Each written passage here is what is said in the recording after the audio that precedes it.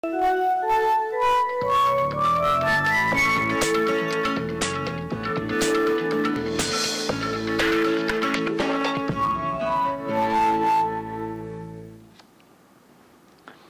fórum está começando. A exploração sexual é o meio pelo qual o indivíduo obtém lucro financeiro por conta da prostituição de outra pessoa, seja em troca de favores sexuais, incentivo à prostituição ou turismo sexual, por exemplo.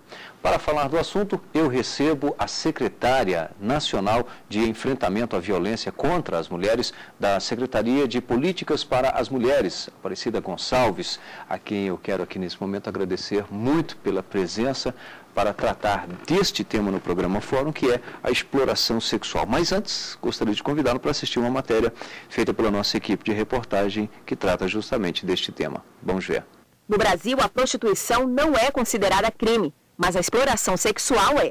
A maioria da população concorda. É uma profissão muito antiga. Eu acho que é difícil acabar com ela, mas eu acho que cada cultura tenta colocar uns limites. Ela também tem uma maneira de viver. A gente não pode discriminar. Então ela tem o trabalho dela também, né? A pessoa adulta está fazendo aquilo realmente que lhe é, né, conveniente. Agora, a prostituição infantil tem que ser combatida. A definição do que é considerado crime ficou mais clara depois da publicação da Lei 12.015, que trata de crimes sexuais. A lei expressa que a pessoa que obriga ou induz outra a praticar sexo contra a própria vontade, sem liberdade de escolha, comete crime. Manter estabelecimento onde ocorra exploração sexual também é considerado ilegal.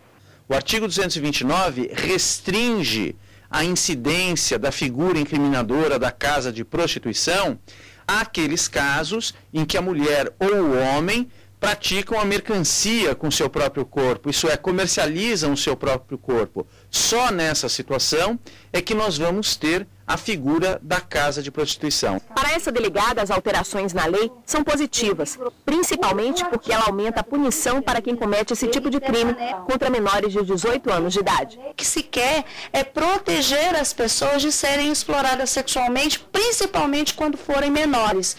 E aí nós temos tipos penais novos, com penas muito graves, inclusive para familiares, pais e mães. Esta boate de striptease perto do centro de Brasília, por exemplo, é investigada pela Delegacia de Proteção à Criança e ao Adolescente. O local é suspeito de abrigar menores de 18 anos de idade e de lucrar com a prostituição de mulheres adultas, o que é crime. A boate é considerada a mais cara do Distrito Federal. A denúncia de suposta prática de exploração sexual foi feita por menores dados como desaparecidos pela família, que afirmaram terem sido contratados para fazer shows eróticos na casa noturna. Segundo as investigações, as negociações entre adolescentes e o dono do local eram feitas por um cafetão. O explorador chegou a apresentar algumas garotas para o dono dessa boate e, em troca disso, receberia alguma comissão, né? E aí nós verificamos que, além das stripteases existentes no local, também era facilitada o acesso aos programas aos clientes. Bem, secretária, vamos nos aprofundar então neste tema, e aí ficou claro, mas vamos mais adiante. O que é então que configura a exploração sexual? Na verdade, o que vai configurar efetivamente a exploração sexual é quando ela tem fins comerciais, né? Quando outro obtém lucro com a venda do corpo de outra pessoa. Então, aí você está caracterizado efetivamente a exploração sexual. Tá? Então, efetivamente é quando as mulheres são obrigadas, por exemplo, né, a fazerem 50 programas numa noite só, né, e elas não recebem o dinheiro que elas têm que receberem, no caso das mulheres adultas. Né? Então, elas vão receber 20%, 30% do recurso e o resto vai ficar para o dono do local, ou da boate, ou do clube, né? Efetivamente, ele é que está tendo lucro, né, com o corpo e com o sexo dessa mulher, dessa pessoa. Né? No caso de criança e adolescente, não é permitido, né, a questão de prostituição em hipótese nenhuma, em lugar nenhum. Então, portanto, em se tratando de menores, de qualquer jeito é exploração sexual. né? Então, essas duas caracterizações, o para fins comerciais, é o que vai diferenciar a mulher adulta, principalmente da menina e da adolescente. Uhum. Quando a senhora diz o caso, um exemplo, a senhora traz aqui um exemplo de 50 programas, isso é o que? É um caso, por exemplo, detectado pela Secretaria? Na verdade, são denúncias que nós já recebemos, né, no 180 e também por instituições que tratam as mulheres. Porque nesse caso, por exemplo, que a mulher teve que fazer 50 programas, ela teve que ser internada, foi atendida no setor de saúde com esgotamento físico por causa do número de relações sexuais que teve durante uma noite, né? Então, efetivamente, isso é caracterizado a exploração sexual e é crime, né? Então, você não pode obter lucro com o corpo de outra pessoa.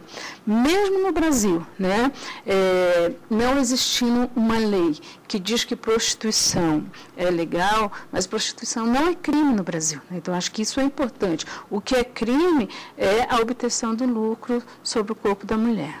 Tá, a senhora trouxe dentro ainda deste seu exemplo a porcentagem. A senhora nos trouxe talvez que a mulher estaria recebendo 30% do valor cobrado pelo não sei se seria o termo exato, o serviço. Mas o que acontece? Também configura a exploração sexual essa diferença de valor ou não? Porque a prostituição não é crime, né? Não. O que vai caracterizar é o seguinte: primeiro, que o lucro não está ficando com ela.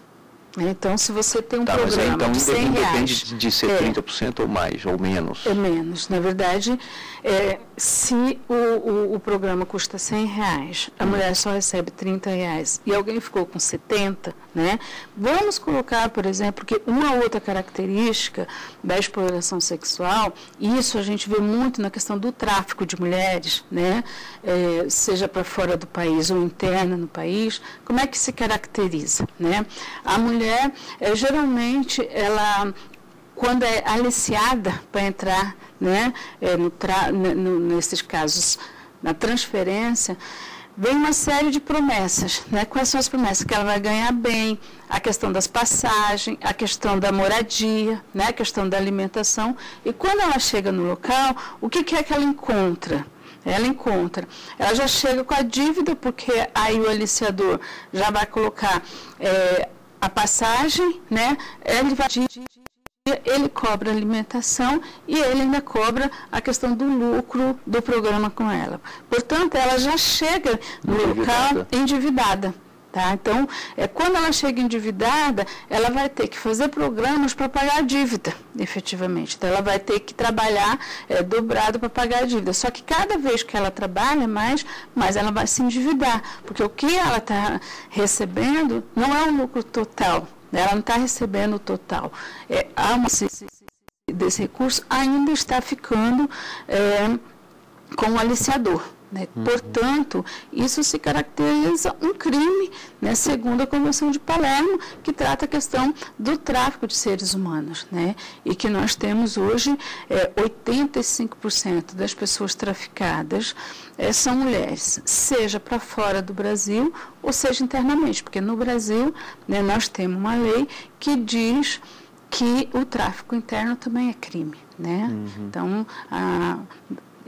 isso para a gente é o que mais vai caracterizar a questão da exploração sexual para fins comerciais. Tá, nós vamos voltar, inclusive, nesse tráfico, agora, ainda dentro dessa questão de valores.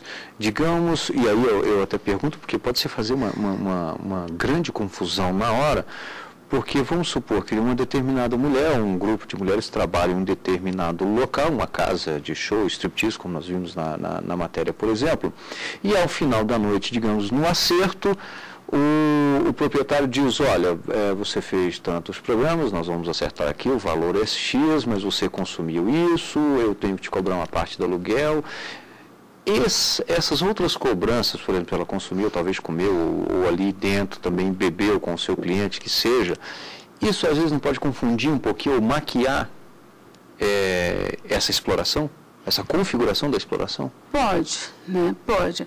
Agora, no caso das mulheres adultas, você tem a negociação, a livre negociação, né? Então, se você é prostituta e você está trabalhando numa boate, e você negociou com o dono da boate que o seu consumo, né, você vai pagar, que você tem a taxa lá do aluguel, que você tem uma taxa, efetivamente, aí você está pagando aquilo que você usou para trabalhar. Né? Se fosse uma manicure, até comprar o esmalte. Então, isso é uma negociação que vai se dar. Isso está colocado como uma negociação entre, aí no caso, como dois negociadores. Um tem a boate e a outra tem a propriedade do seu corpo, que é o que ela vai vender. Agora, em que momento é que isso pode se caracterizar a exploração? É quando, efetivamente, o que ele vai cobrar de cada programa é muito maior do que o negociado. Né? Desculpa, a senhora diz muito maior. Então, se fosse, por exemplo, partes iguais, já não configuraria? Não, dependendo da negociação. Né? Qual é o momento em que vai se caracterizar? É quando a mulher, a pessoa, porque a prostituição não são só mulheres que tem, né? Nós temos travestis, né?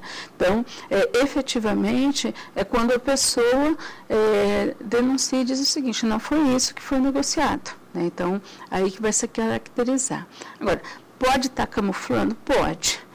Mas aí nós só vamos configurar o crime, primeiro, quando provar, e segundo, quando a pessoa fazer a denúncia. Né? Então, essa é a questão que está pautada. Então, discutir exploração sexual para fins comerciais, principalmente para mulheres adultas, ele é uma linha tênue, né?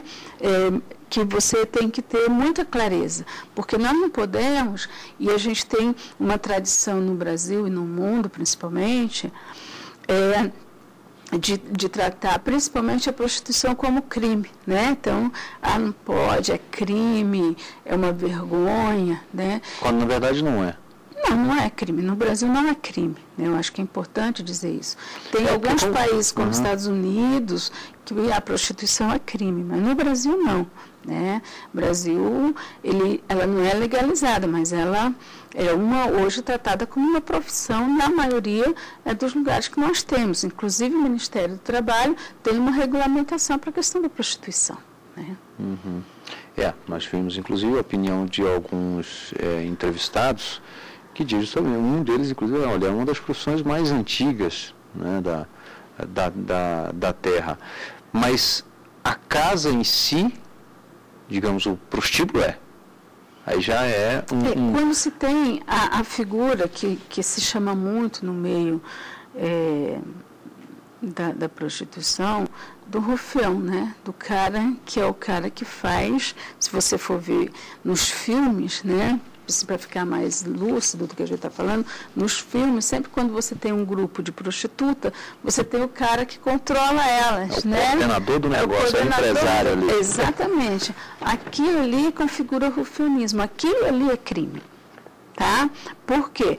Porque é ele que vai ficar com o dinheiro. E nos filmes também, seja os americanos, seja brasileiro, você vai ver quando chegou no final da noite, elas entregam todo o dinheiro para eles e ele é que vai dividir depois, né, e cobrar as coisas. Isso é o crime. Né? O crime principal na questão da prostituição é o rufianismo, não é a prostituição em si. Né? Então, é quando alguém gerencia, negocia e obtém o lucro. Agora, como é que, por exemplo, se obtém um alvará para ter uma casa como aquela ali que nós vimos na reportagem, por exemplo? Qual seria o título para se ter um alvará? Seria um bar? Porque aí não necessariamente não é também. Na verdade, eles sempre colocam como clube, boate ou mesmo como um espaço de diversão, né?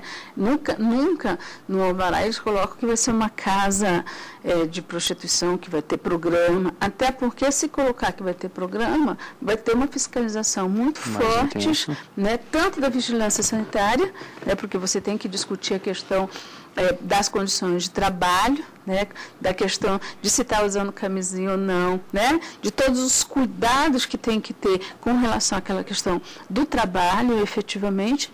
E a outra coisa é a questão de menores, né, então você vai ter efetivamente uma investigação maior para ver se ali tem ou não menores trabalhando. Então, geralmente, as boates, elas trabalham muito mais com programas de striptease, né, de dança, bailarinas, mas não se trabalha como um espaço de prostituição, né. Algumas poucas grandes casas, como São Paulo, em alguns lugares, que dizem que tem esse tipo de programa, oferece esse tipo de programa, né.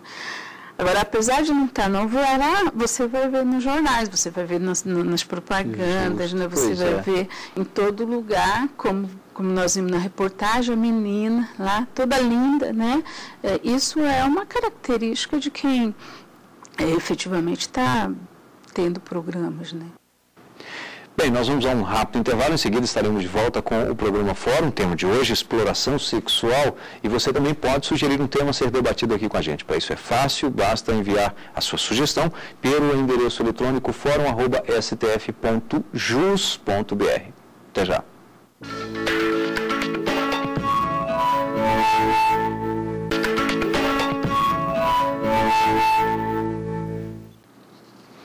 Estamos de volta com o programa Fórum, hoje falando sobre exploração sexual com a Aparecida Gonçalves, ela que é secretária nacional de enfrentamento à violência contra as mulheres da Secretaria de Políticas para as Mulheres. Secretária, nós temos, claro, no ordenamento jurídico, o trabalhador, digamos assim, normalmente ele prevalece um pouquinho, claro, dentro de se estiver certo, mas para equiparar ele ao empresário ou ao empregador, há uma tentativa de equiparar os direitos. E, por exemplo, algumas situações que acontecem no dia a dia em muitas empresas, a pessoa às vezes há um desvirtuamento da função ou até mesmo um desvio da função. No caso, por exemplo, como o caso que nós vimos agora há pouco, numa boate, e aí, digamos que uma fiscalização chegue e detecte que há exploração. Mas aí essa pessoa, ela vem e diz, olha, eu preciso do emprego, então eu me sujeito a isso. Na verdade, assim, o que é que vai caracterizar? Na medida em que a fiscalização chega e detectou a questão da exploração, de qualquer jeito, o local vai ser multado, vai ser indiciado, vai ser processado, tá? Eu acho que isso quando se caracterizou a exploração, se caracterizou a ilegalidade, aí não tem jeito, vai responder por isso, né? O estabelecimento vai responder por isso, o proprietário vai responder por isso, tá? Então, acho que essa é uma coisa. A outra é o fato da pessoa, né? Se é adulta, você não tem como Estado, né, seja o Estado através da justiça, das leis, seja o Estado enquanto executivo, de intervir perante a decisão daquela mulher ou daquela pessoa de ficar ali fazendo aquele programa e se submeter a isso. Que é a mesma coisa que você vai fazer, por exemplo, com trabalho escravo, né? Então, geralmente a Delegacia Regional do Trabalho, junto com o Ministério Público, vai lá, né, interdita o local, multa o proprietário, mas geralmente os trabalhadores, quando não tem muitas soluções, terminam voltando, né, porque eles não têm para onde ir, não têm o que fazer. E de novo você vai lá, de novo você multa, você fiscaliza, né? Então, essa questão, em se tratando de mulheres adultas, ou de pessoas adultas, vamos chamar, né? Efetivamente ela tem a liberdade de definir o que fazer com seu corpo, com a sua vida, né? Então, essas questões, né, são muito tênues em se tratando da questão, principalmente, da legalidade, dos processos, do Código Penal, da legislação brasileira, né? E esse é um desafio que nós temos enfrentado muito dentro da Secretaria e temos discutido muito quando nós estamos trabalhando a questão do tráfico de mulheres, né? Porque a Polícia Federal tem feito uma investigação muito importante nas rotas, principalmente nas internacionais. E nós temos visto, o ano passado eu fui para a Suíça, né, nós fomos para a Suíça, para a Holanda, para conversar com as mulheres brasileiras que estão lá e que são vítimas do tráfico de pessoas, porque é isso, ela vai voltar para fazer o que no Brasil? Né? Ela termina continuando o processo. O que ela não quer é ser explorada. O que ela não quer e ser explorada significa estar sendo roubada, estar sendo lesada no seu direito, né? Naquilo que ela foi ali para cumprir a sua função, para trabalhar, né? Efetivamente. Então, essas questões em se tratando de pessoas adultas, é uma linha muito tênue, né? Porque é a pessoa que define sobre a sua própria vida. Nesses casos, eu fiz a pergunta porque eu imagino, e a senhora deve ter inúmeros casos, dado as circunstâncias, diferenças sociais em nosso país, eu imagino que isso deve acontecer muito internamente. A senhora já está me trazendo uma situação já fora do país, ou seja, em determinados locais, eu não vou nem dizer no interior aí, ou parte do Nordeste ou do Sul, que seja a região, mas até mesmo em capitais deve acontecer muito disso, e a pessoa, não, eu prefiro, porque eu não tenho outra coisa para fazer. Acontece, né? Nós temos uma coisa que é importante a gente trabalhar na questão da exploração, porque hoje a prostituição não é exercida mais só pelas mulheres pobres, porque não tem de onde tirar o dinheiro, é só disso. Nós vamos ter prostituição de meninas universitárias, nós temos diversas pessoas que entraram, vamos chamar, no mercado, né? Que estão no mercado. Portanto, e muitas fazem por opção. Se você for ouvir, as prostitutas estão nos programas por opção, né? Elas falam muito abertamente, olha, para mim trabalhar de doméstica eu vou ganhar o que eu ganho em 3 noites, né? Então, essa é uma coisa, e, portanto, se manter nessa questão, na condição de exploração, muitas vezes significa que ela não teve condições de sair da garra do pessoal do rufianismo, né? Da garra do seu explorador, do seu aliciador. Então, essa é uma questão que é colocada. E é importante dizer que uma das características do aliciador é a ameaça. Então, não é uma coisa muito simples, né? Então, você vai ter ameaça os filhos, porque termina-se envolvido nessas coisas. As drogas lícitas e ilícitas, né? Então, o álcool, as drogas mesmo, né? Cocaína, então, outras coisas. Então, você termina tendo uma série de elementos que faz com que esse aliciador ameace, né? Ameaça os filhos, ameaça a mãe, ameaça a família e ameaça até a própria mulher, a própria pessoa que está naquela condição. Isso faz com que ela permaneça nessa condição. Então, tem um fator que é a opção dela de ficar, porque é o único jeito, mas também tem um outro fator, que é o fator da ameaça, né? Que faz ela se permanecer nessa situação de exploração, aqui no Brasil e fora do Brasil. No caso, dentro do Brasil, a Secretaria tem um mapeamento assim, de lugares com maiores incidências? Não, nós não temos. Quem mais tem tanto a Polícia Federal quanto o Ministério do Turismo, né? Por quê? Porque essas coisas estão muito vinculadas também à questão a venda do corpo da mulher brasileira, né? O típico, né, comercial internacional que se faz da mulher brasileira bonita, né, gostosa, essa coisa toda. Então, geralmente vem com os pacotes. Seja pacote internacional, seja pacote interno, né? O turismo sexual. O turismo sexual.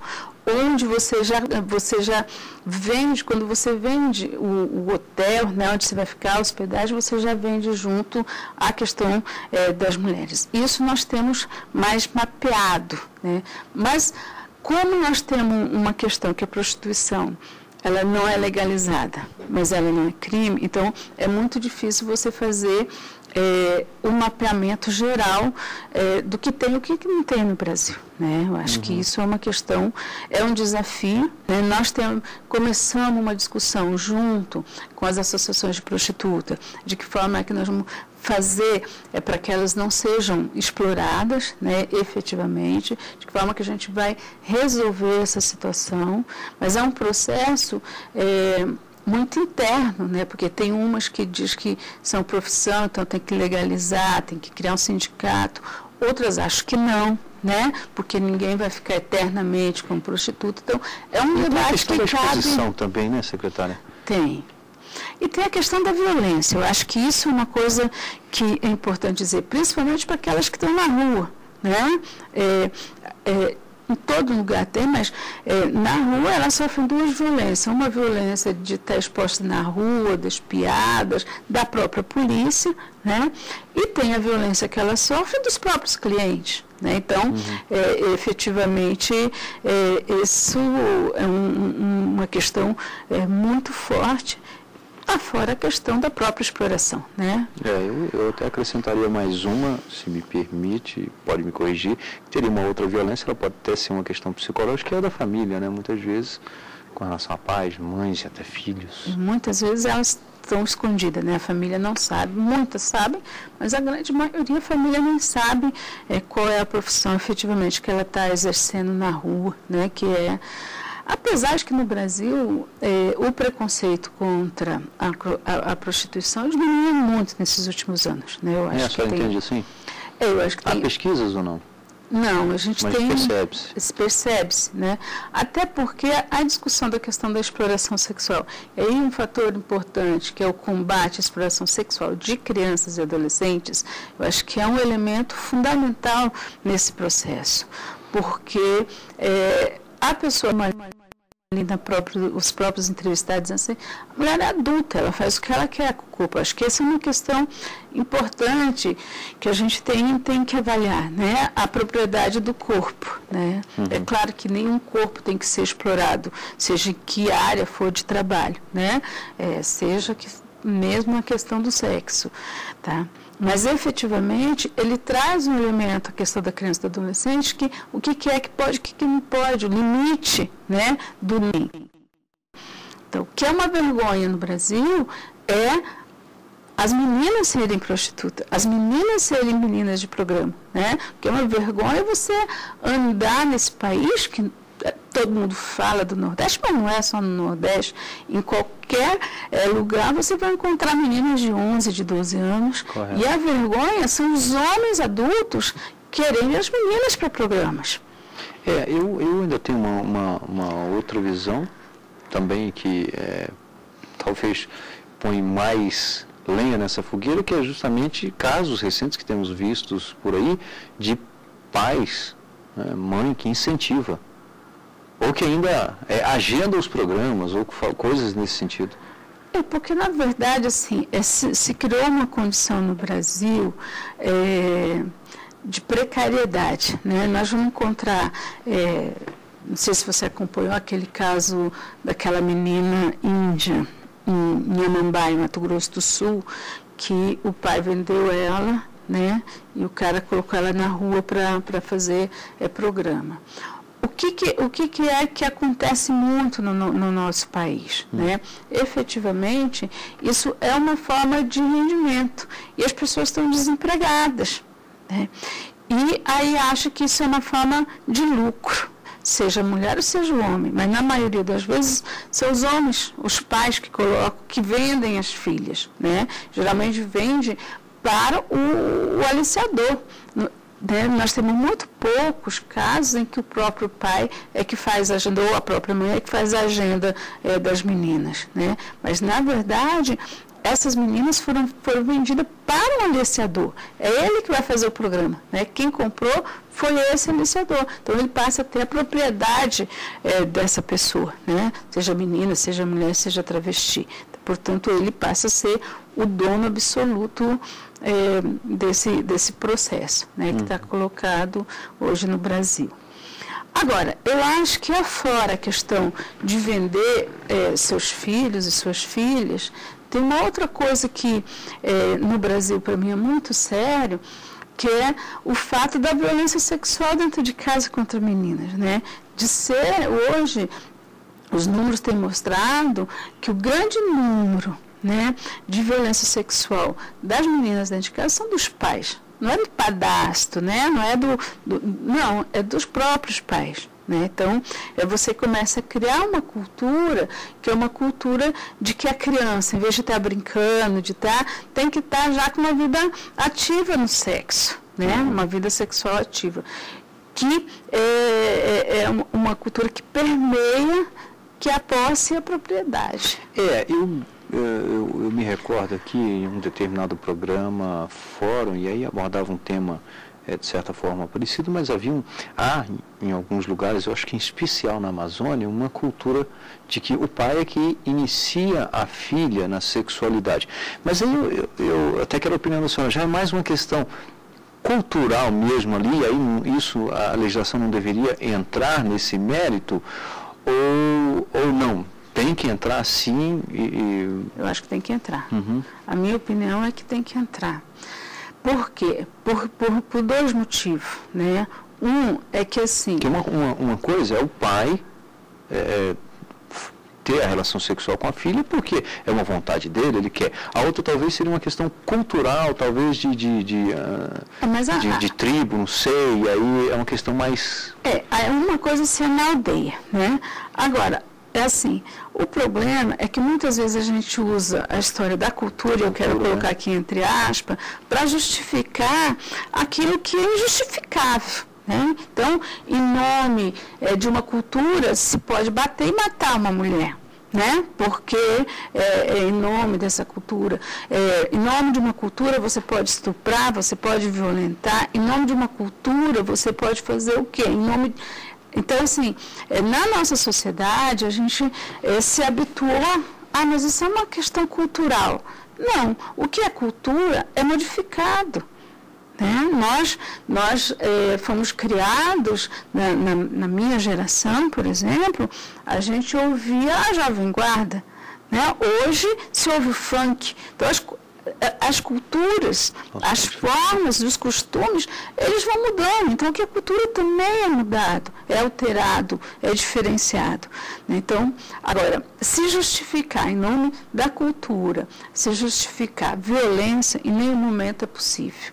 E não existe tradição, e mesmo a tradição indígena, por exemplo, é uma tradição uma cultura de paz, nunca foi uma cultura de violência. A cultura de violência é uma cultura do branco.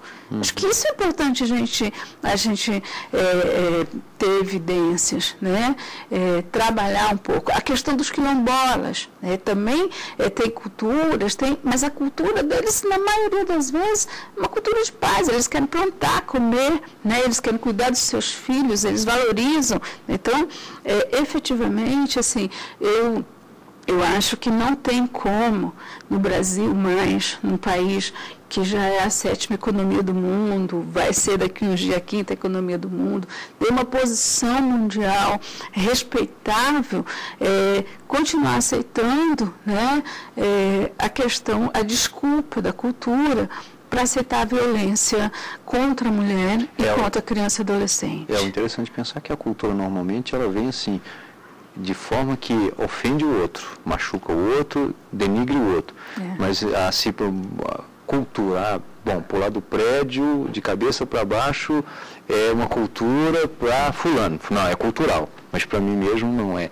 É impressionante como é que nós temos esse ponto de vista de cultura sempre defendendo a parte mais interessada. E o lado mais forte, né? O lado mais forte é que quem detém o poder, né? Na verdade é isso. Bem, nós vamos fazer aqui mais um rápido intervalo, em seguida estaremos de volta. Hoje aqui no programa Fórum estamos discutindo exploração sexual. Até já.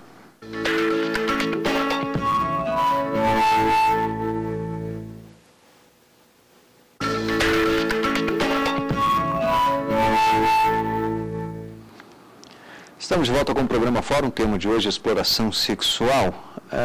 Secretária, voltando a falar da exploração, do tráfico de mulheres em especial, quais os países que mais recebem mulheres brasileiras? para esse fim?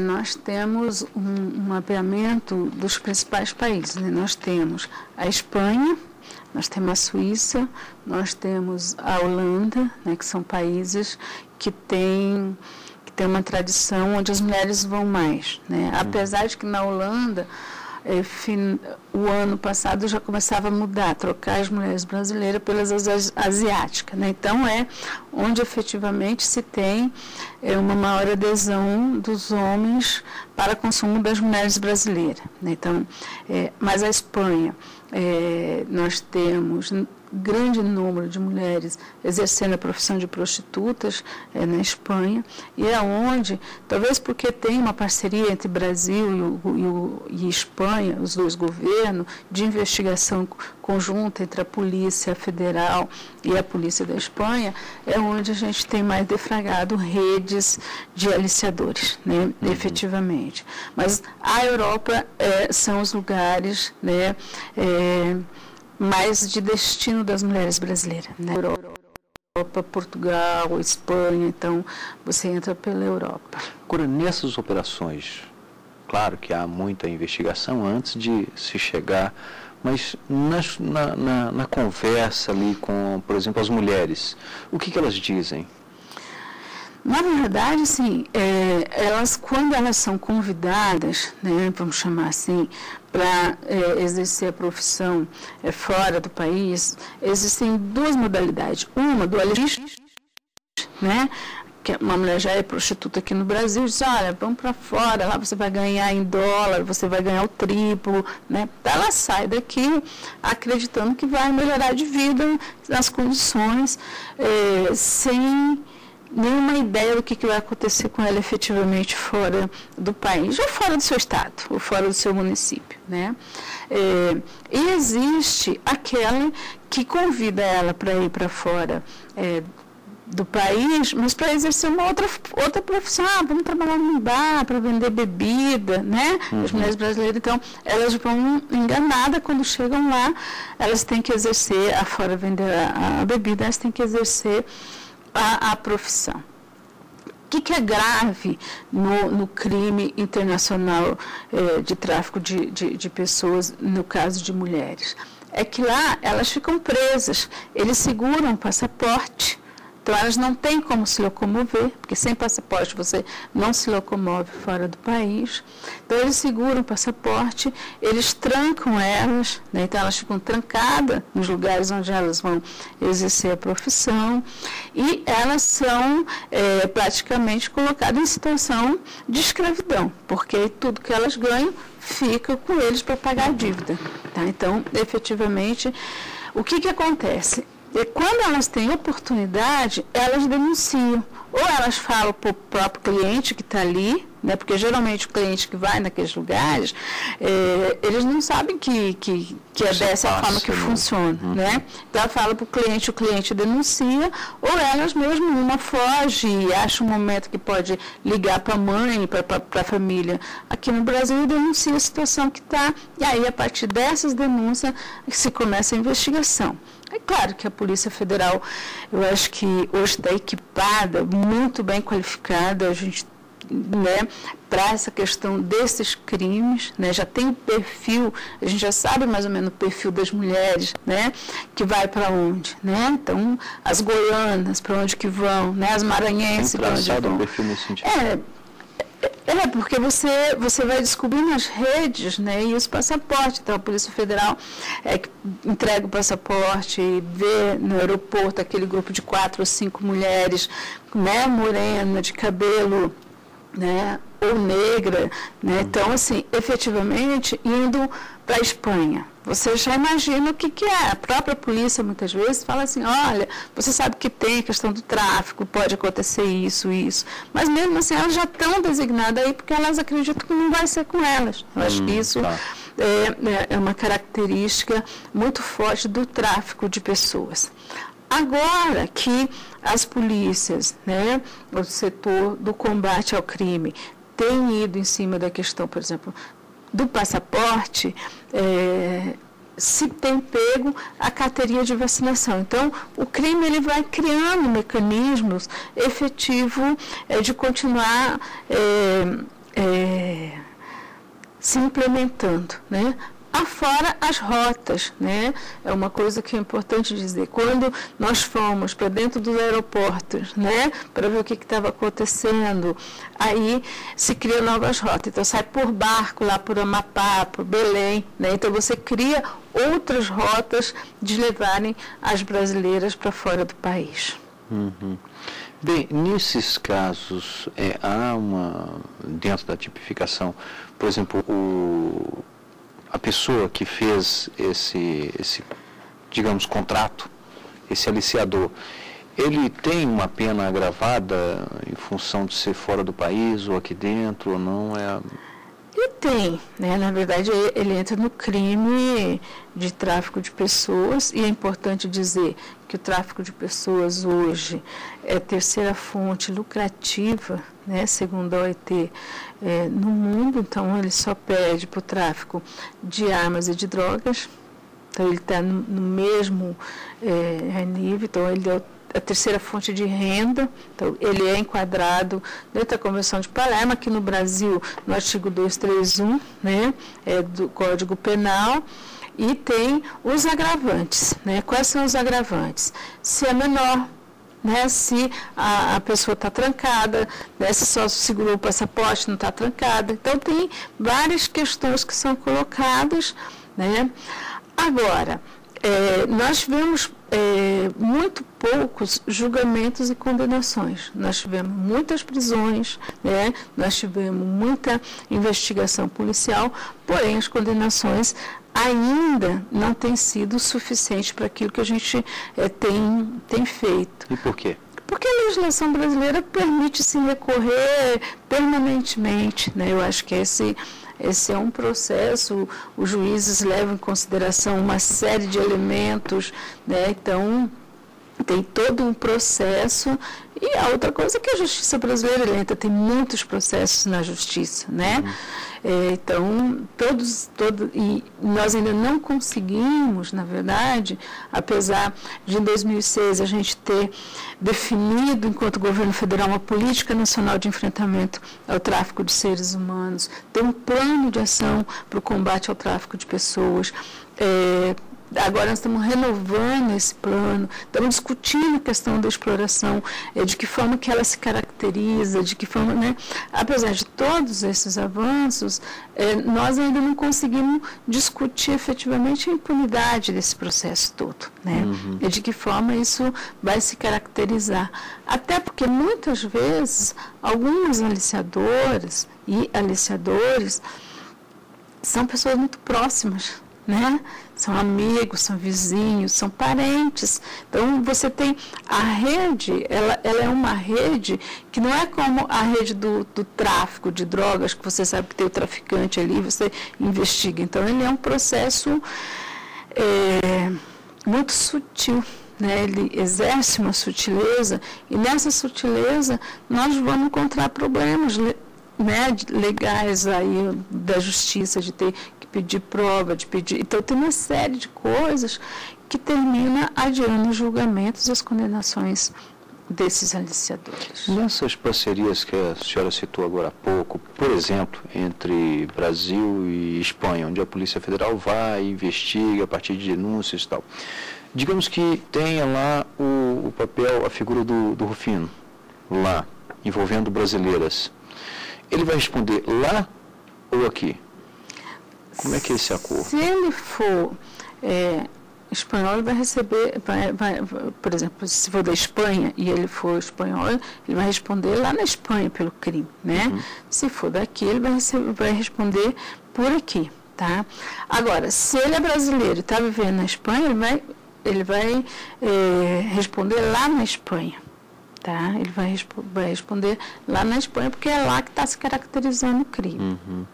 Agora, se pegar o aliciador aqui no Brasil, é aqui que ele responde. Não, até aí tudo bem. O problema realmente é essa questão fronteiriça e onde o crime é cometido, que ele iria responder. Ele vai responder, exatamente. Uhum. Bom, um outro ponto que nós temos, além dessa... os vários lugares, tem uma estimativa de quantas mulheres hoje, em especial mulheres, porque quando a gente fala da exploração sexual hoje, claro, não deve se voltar apenas para mulher, né? Como a senhora já disse mesmo, tem inclusive homens, tem os homossexuais e tal. Tem números hoje, tem uma estimativa? Não tem. De mulheres fora do Brasil nessa situação? Não, nós não temos. Né? Agora que nós estamos começando a fazer uma discussão junto com o Ministério das Relações Exteriores, com os consulados nos países, né, para que eles comecem a fazer esse mapeamento, né, de como é que está a população brasileira fora do Brasil e onde que elas estão e o que elas estão fazendo e o que elas estão exercendo, né? Mas nós não conseguimos ter esse mapeamento, até porque nós vamos ter uma grande dificuldade que a maioria das pessoas entram nos países ilegais. Irregulares, na verdade, não ilegais. Para eles são ilegais, mas para nós é irregular. Então, se ela está lá irregular, nem no consulado ela vai, porque ela tem medo de que seja descoberta que está ali naquele país, né, cumprindo. Então, a irregularidade da população brasileira fora do Brasil é uma questão para nós, inclusive, para pensar quais são as políticas que nós podemos garantir para essas pessoas, ou quando estão lá, ou quando retornam, né? Que para nós, na verdade, o grande desafio que está colocado é quando essas mulheres retornam ao Brasil. Né? Elas retornam para fazer o quê? Para ir para onde? Com que assistência? Porque veja bem a situação das pessoas que estão fazendo um grande número de programas, né? Que estão trancados, que ficaram sem o seu passaporte, que estão num lugar com uma língua estrangeira, que não conseguem entender, né, o que o outro está dizendo, estão sem condições de comunicação. A situação que essa pessoa chega no Brasil, chega doente, chega cansada, chega estressada, né? Então ela tem que ser acolhida, ela tem que ser cuidada efetivamente, para que ela possa repensar a sua vida, né? Então, nós temos trabalhado muito nessa perspectiva, né? Para que a população brasileira, né, que hoje estão fora do Brasil, quando retornem, e se é em tráfico de vítima do tráfico de pessoas, elas sejam acolhidas no Brasil com serviços especializados, né? Hoje, tem esse serviço? Hoje nós temos núcleos de atendimento, né, às pessoas vítimas do tráfico, nos aeroportos, como o aeroporto de Guarulhos, do Rio de Janeiro e no Pará, nós temos, e de Fortaleza também, importante dizer, nós temos o que nós chamamos de posto de atendimento. Então, quando a pessoa já é deportada do país que ela estava, quando ela chega, ela já é recepcionada no aeroporto, né? Então, dali ela vai ser encaminhada para um serviço de atendimento. Se a mulher vai para um centro de referência, né? Se for o travesti, vai para o centro de referência dos direitos humanos, se for criança e adolescente, entra na questão do estatuto, né? Então, efetivamente, para já começar a ter uma acolhida. A outra coisa é que o 180, né, que é um número de ligação gratuita de qualquer lugar do país, também tem recebido muitas denúncias, né? Por quê? Porque as pessoas ligam de fora dizendo que estão nessa situação, aí as pessoas ligam no 180 para que a gente faça os encaminhamentos. E quando elas retornam, também é o 180 um número que elas têm tido um apoio para saber onde ir. Então, para nós, a construção desse retorno dessas mulheres ao Brasil é fundamental, né? Seja para exercer, para voltar à profissão de prostituição aqui no Brasil, ou seja para cumprir uma outra função, rever a sua vida, né? Mas essa atuação a gente está fazendo, e é nessa perspectiva que a gente tem trabalhado muito com o Ministério das Relações Exteriores, no sentido de que nos países a gente poder ir lá, preparar os consulados, né, trabalhar com quem está trabalhando no consulado e falar com a população brasileira, dizer para a população brasileira, se vocês retornarem, o governo brasileiro está lá para dar apoio a vocês. Nesse caso, o 180 é o número para denúncias? Nesse caso, 180 é um número de denúncias, de informação da Secretaria, né? Ele atende 24 horas, sábado, domingo, feriado, né? Plantão 24 horas, para dar qualquer tipo de orientação, informação e receber as denúncias. Tá, no caso da denúncia, ela pode ser anônima ou não? Pode. Desde que dê algumas informações que para nós são importantes para ser investigado, ter um mínimo de dados para uma investigação, né? Para começar uma investigação, seja no campo do apoio jurídico, seja do apoio social, ou seja, uma investigação policial. Quando a senhora fala dessa exploração, e aí a retenção, por exemplo, do passaporte, a prisão, o cárcere e uma série de outras questões, tem também a ameaça aos familiares. E como é que a Secretaria, nesse caso, se porta?